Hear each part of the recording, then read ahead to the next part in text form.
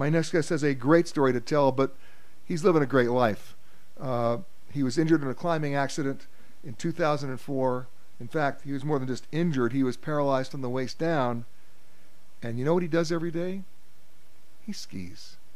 And he skis better than anybody I know. His name, Andy Campbell. Hey, Andy. Hey, how you doing? I mean, I almost hesitate calling you a paraplegic skier because you're a skier. Yeah.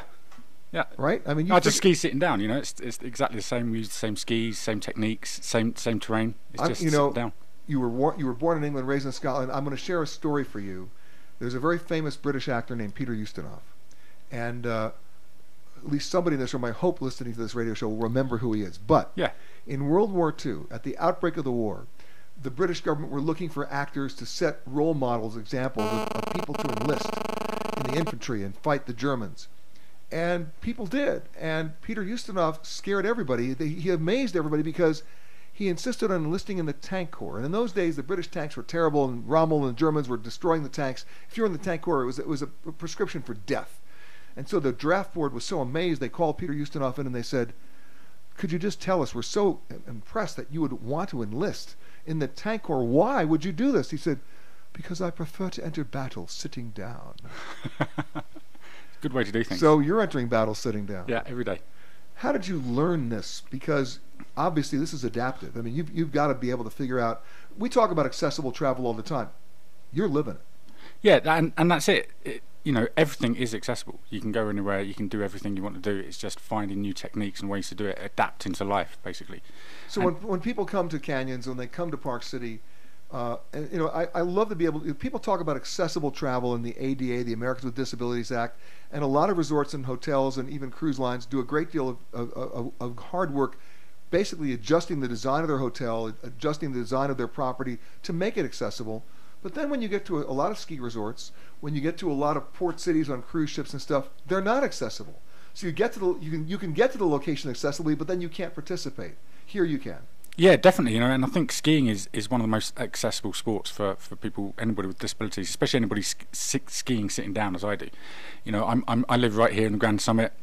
I have a 1-minute elevator ride down to the slope, straight out onto the snow, and you know, I'm in a sit ski. It fits straight onto the chairlifts, and I just go and ski all day, every day. Let's talk about the different forms of accessible or adaptive skiing, because it's not just there's different ways to do it depending on what your disability is. Yeah.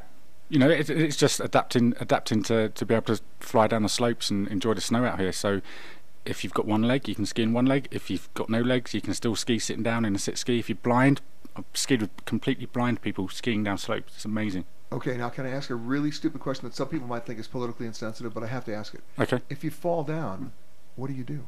What do I do? Yeah. I normally laugh. Okay, you got me. But you know what I'm saying? I mean, I just get back up again. But you can do that. Yeah. Because you've got great upper body strength. Yeah. That's the difference. Yeah. Right? You've had to figure out how to do that. Yeah, it's just I just get used to it. You just go out and do whatever you need to do to enjoy yourself. You know what, you're pissing me off. You know why you're pissing me off? Because if I fell down, I would be considered able-bodied. Somebody would have to help me up. You just get up on your own. Well, you know, we get some deep snow out here, so sometimes it's a little bit more difficult, and you know, but yeah, just get back up again. It sounds more difficult than it is, I'm sure. Is there a very good adaptive skiing program here? Yeah, right here in Utah, there's the National Ability Center, and those guys come out and ski at canyons, and you know, the guys here really help out getting people back up on the slopes. So basically, I mean, I have to say, you had to conquer a certain fear of everything at a certain point. No, actually, pretty much the opposite, you know. Just as oh, you're just a nutcase. You're just pretty much. Okay, let's call it what it is. Yeah. Okay. When Chaz was in talking about, you know, and you asked him what's the stupidest thing you've seen guys doing, you know, I was expecting him to say something about me. You know, pretty much, if there's something to be done outdoors, then I wouldn't be able to do it. You know, because I can't walk, I can't hike, I can't run back up the mountains anymore. So I've got to find new ways to get up there and enjoy it. No, new ways to be stupid. To be stupid helps, you know. To be stupid helps to stop yourself being scared and just to go out and do it. But in a way, I mean, when you talk about being a role model, what you're able to do sitting down, a lot of other people can't even do standing up. I think a lot of people can do it. They just stop themselves from trying, you know. So what's your advice to somebody who's coming to canyons, to coming to Park City, as a first timer? As a first timer? Yeah. Just do it. Just come out. It's absolutely amazing. You know, the train here has got something for everybody. You know, you start off right down here on the ski beach. Enjoy some of the lower elevation slopes.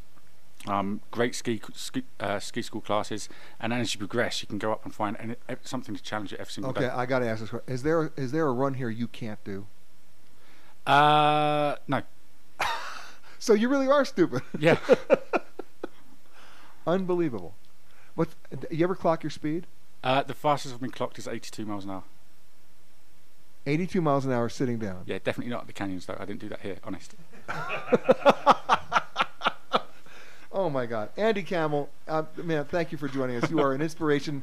I won't say an inspiration to stupidity, but an inspiration to how you can push the envelope, because you definitely do. Thanks very much, Peter. You got it. I really appreciate that. When we come back, all your emails, your problem solved, and the answer to the question, 82 miles an hour, sitting down, get out of here. We'll be back right after this.